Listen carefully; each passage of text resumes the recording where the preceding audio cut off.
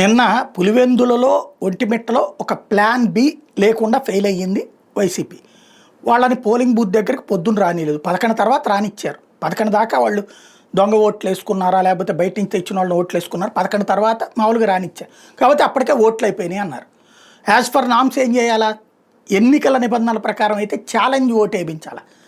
ఒక 6,500-7 వేల మంది నిజంగా వీళ్ళకి ఓట్లు వేసే వాళ్ళు ఉంటే ఛాలెంజ్కి ఓటు వేయిస్తే మొత్తం సీన్ మారిపోతుంది, మొత్తం రాజకీయం మారిపోతుంది.